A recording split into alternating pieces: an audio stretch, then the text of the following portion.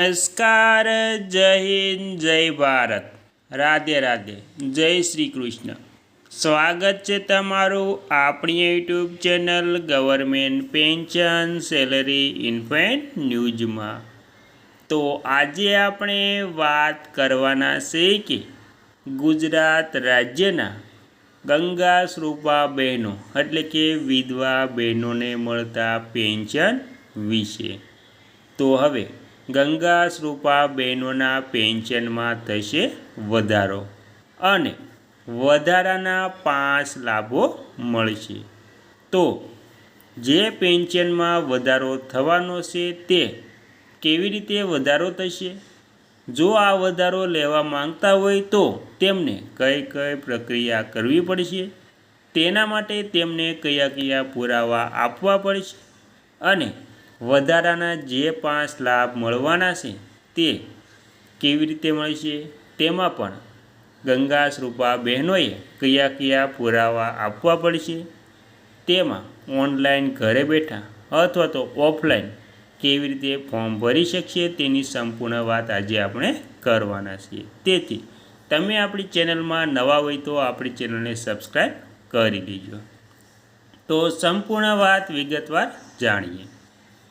ગુજરાત સરકાર દ્વારા વિધવા એટલે કે ગંગા સ્વરૂપા મહિલાઓ માટે વિશેષ કલ્યાણકારી યોજનાઓ અમલમાં છે, જે અંતર્ગત દર મહિને ₹1250 આર્થિક પેન્શન, ઘરે બેઠા પેન્શન વિતરણ સેવા, પુનઃલગ્ન માટે આર્થિક સહાય, કૌશલ્ય તાલીમ અને રાષ્ટ્રીય સ્તરે વિશેષ સહાયતા જેવા મુખ્ય સીધા જ લાભ જે છે તે તેમના બેંક ખાતામાં આપવામાં આવે છે.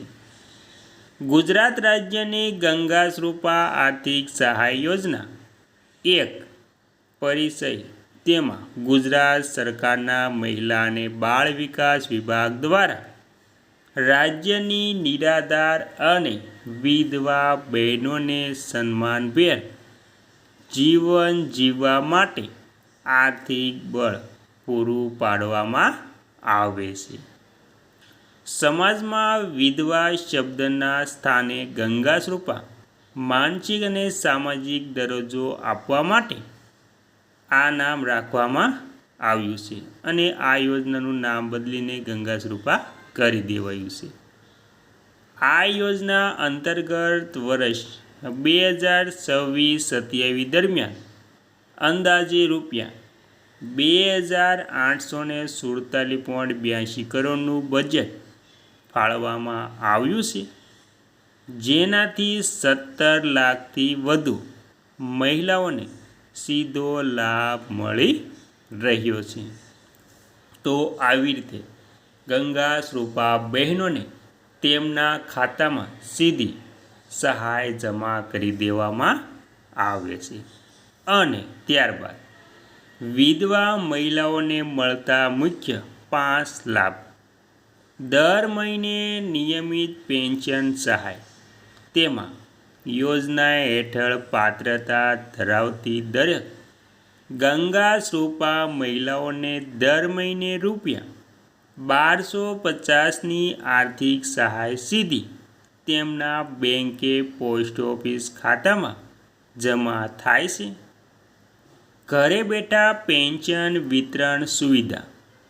ઇન્ડિયન પોસ્ટ પેમેન્ટ બેંક IPPBના સહયોગથી બહેનોને બેંક સુધી ધક્કા ન ખાવા પડે તે માટે ઘરે બેઠા જ પેન્શન મળી રહે તેવી વ્યવસ્થા ગોઠવવામાં આવી છે. ગંગા સ્વરૂપા પુનઃલગ્ન આર્થિક સહાય. તેમાં જે ગંગા સ્વરૂપા મહિલાઓ પુનઃલગ્ન કરવા ઈચ્છે છે અને સમાજમાં પુનઃસ્થાપિત થાય છે તે માટે સરકાર દ્વારા પ્રોત્સાહન આર્થિક સહાય પૂરી પાડવામાં આવે છે. કૌશલ્યવર્ધન તાલીમ અને રોજગારી. 18થી 40 વર્ષની વય જૂથની મહિલાઓને આત્મનિર્ભર બનાવવા માટે સરકાર સામાન્ય ટ્રેડમાં વિનામૂલ્ય તાલીમ અને કૌશલ્ય વિકાસના અવસરો પૂરા પાડવામાં આવે છે. રાષ્ટ્રીય સામાજિક કાર્યક્રમ રાષ્ટ્રીય ધોરણે આવતી વધારાની કેન્દ્ર પુરસ્કાર પેન્શન યોજના પણ આપવામાં આવે છે. અને પાત્રતા અને અગત્યની શરતો અરજદાર મહિલા ગુજરાત રાજ્યની કાયમી નિવાસી હોવી જોઈએ. સ્ત્રીની ઉંમર 18 વર્ષ કે તેથી વધુ અનિવાર્ય. કુટુંબની વાર્ષિક આવક ગ્રામ્ય સ્તરે કે શહેરી વિસ્તારમાં નિર્ધારિત જે છે તેમાં સામાન્ય રીતે ₹1,50,000 કે તેથી વધુ કે ઓછી હોવી જોઈએ નહીં. મહિલાઓએ પુનઃલગ્ન ન કરવા હોય જોઈએ. દસ્તાવેજો અરજી પ્રક્રિયાનો લાભ મેળવવા માટે મામલતદાર કચેરી અથવા તો ગ્રામ કેન્દ્ર પર જઈને અરજી કરવાની રહે છે. પતિના મરણનો દાખલો અરજદારનું આધાર કાર્ડ અને રેશન કાર્ડ, બેંક અથવા તો પોસ્ટ ઓફિસ પાસબુકની નકલ સત્તાવાર અવલોકન દ્વારા આપવામાં આવે છે.